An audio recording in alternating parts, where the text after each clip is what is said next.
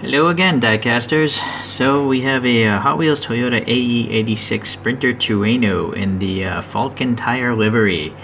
I actually have a couple other Truenos that I believe are 1/64 scale, so I'm going to pull those out and we're going to compare.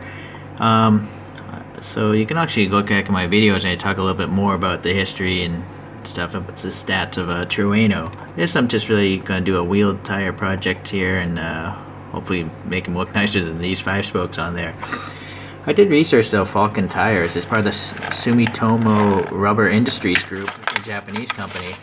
Their Falcon Tires was established in 1983, so they're almost like 40 years old or whatever. And they're a standalone brand that focuses only on ultra high performance. So they're always sponsoring drifting, but they've also sponsored IMSA races, Pikes Peak hill climbs, all sorts of different types of racing. So they're all about that for high performance. So let's take a look at the casting then. So I don't really care about the wheels. I'm going to try to come up with something different for those. The printing is great. I mean, it's all crisp. It's not decals. It's all tampoed, so that's pretty good. This one has side windows. Sometimes Hot Wheels has no side windows. Sometimes they do. I would prefer it if they didn't have it, so you can see the interior a little better. Although the interiors are generally pretty lame. Oh well. So, something going on there with the graphic. But, okay, it's a mainline. Gotta accept it.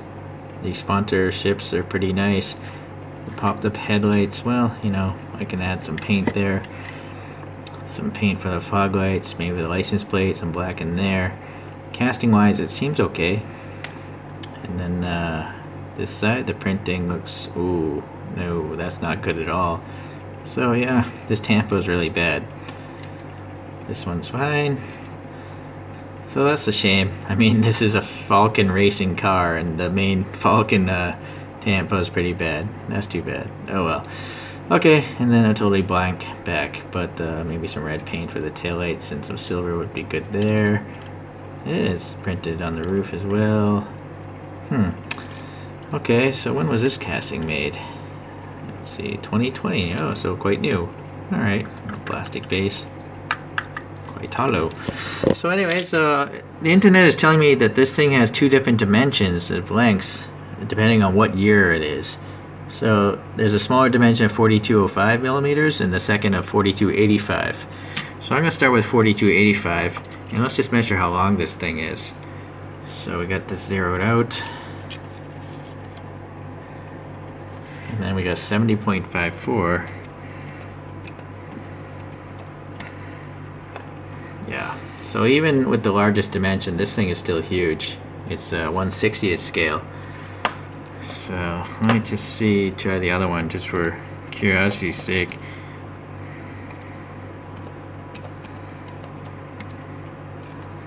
Yeah, it's just bigger.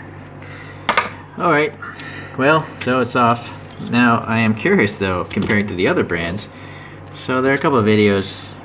This is a Aoshima. I did a video on that one earlier. And this one is by Time Micro. I did this video, I think, March 20th, 2021. This one had a really bad paint here. I had to go and fix it.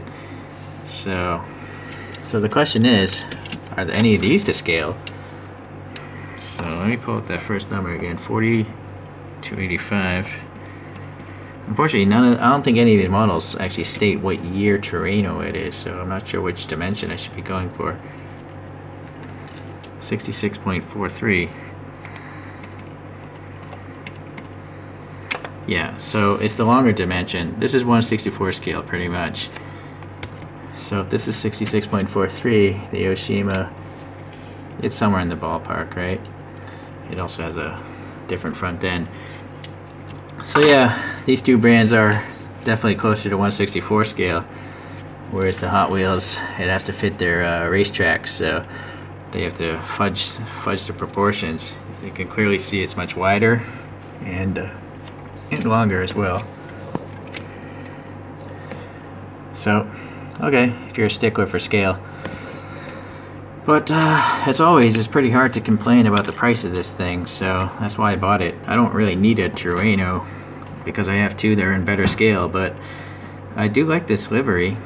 So I'm gonna try to do something totally different. I see a lot of the racing cars run like the Watanabes or mini lights, but I'm gonna try to do something else. Alright, give me a second. Okay, and here we are with some wheels that I came up with. They're my own design. Didn't really look for inspiration on these. They're like basically 6 sticks that kind of cross through each other. And I do have a perimeter of bolts here, just for aesthetics. It's not like a 3-piece wheel or anything. And then there's a brake system back in there as well, but it spins with the wheels as usual on my Hot Wheels projects.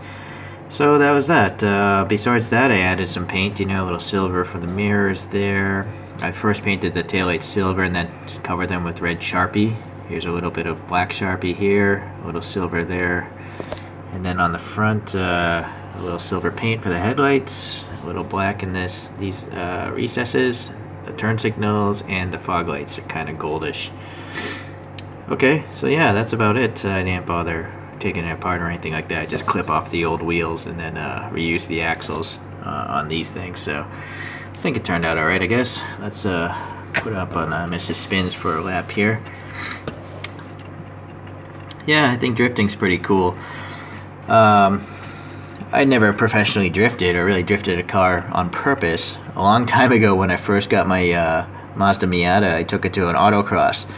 And the thing had the crappiest tires whatsoever. And yes, I drifted that car a lot, but not on purpose. It just had the worst tires ever. And so I bought some new tires and upgraded the wheels, and then I didn't drift anymore.